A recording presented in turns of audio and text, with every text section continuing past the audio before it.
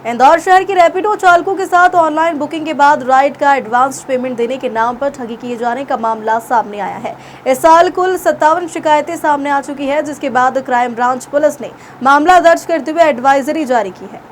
दरअसल शहर में रैपिडो चालकों के साथ वर्ष 2024 में 50 से अधिक बार ऑनलाइन राइड बुकिंग की गई, जिसमें हर बार बुकिंग करने वालों ने रैपिडो चालकों को किसी न किसी अस्पताल के बाहर बुलाया और मरीज को छोड़ने का बहाना बनाते हुए जल्दबाजी में राइड की राशि खाते में ट्रांसफर कर दी, जिसके बाद एक फर्जी मैसेज भेजकर ज्यादा राशि ट्रांसफर होने की बात कहते हुए रैपिडो ड्राइवर से ठगी की गई।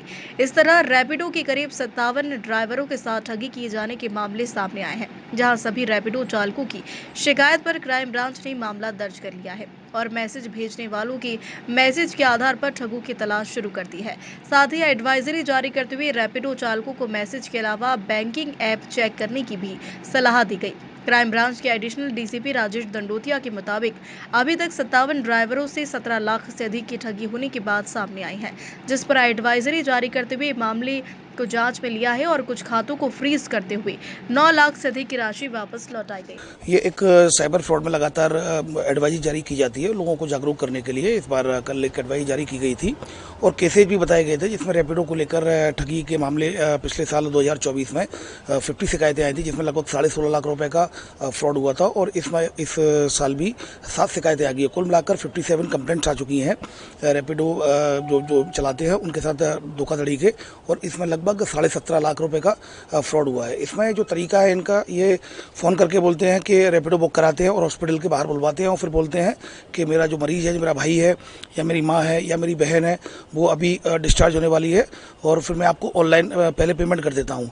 फिर वो बोलता है कि पेमेंट कितना हुआ कि 500 रुपीज़, तो 500 डालते हैं और फिर धीमे से एक मैसेज उनके पास वो भी आ जाता है 5500 का, गलती से 5500 चले गए हैं तो आप मुझे वापस कर दो, तो वो वापस कर देता है। तो इस तरह से उनके साथ फ्रॉड हो जाता है। फ्रॉड इसलिए होता है कि जल्दबाजी में वो ये लोग देख नहीं पाते हैं कि जो मैसेज आया वो डमी मैसेज है, मोबाइल नंबर से आया है और वो उस पर विश्वास कर लेते हैं।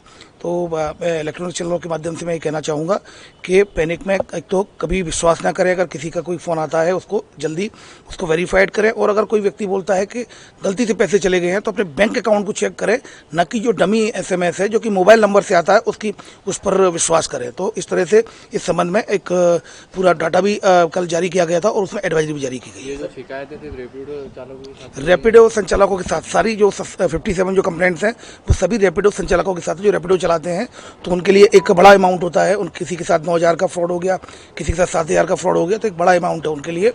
और ये लगभग जैसा कि मैंने बताया 1 जनवरी 2024 से लेकर जो 2024 में टोटल 50 कंप्लेंट्स आई थी और 2025 में 7 कंप्लेंट आई, तो कुल मिलाकर 57 कंप्लेंट आई है, जिसमें लगभग 17 लाख के करीब इसमें फ्रॉड हुआ है, जिसमें कि लगभग 30% राशि वापस भी कराई गई है। शहर के हैं, बाहर के हैं, कहाँ के? शिकायतकर्ता सारे अपने इंदौर पुलिस कमिश्नरेट के। सर, इसमें SMS देख के मालूम पड़ा कि चाहे पूरी कोई गैंग हो जो इस प्रकार। देखिए ये ऑलरेडी आप अगर देखेंगे परिचित बनकर कॉल करने वाले में भी इसमें यही आता है कि बेटा मैं ये बोल रहा हूँ, पैसे ट्रांसफर करने हैं, गलती से ज़्यादा हो गए।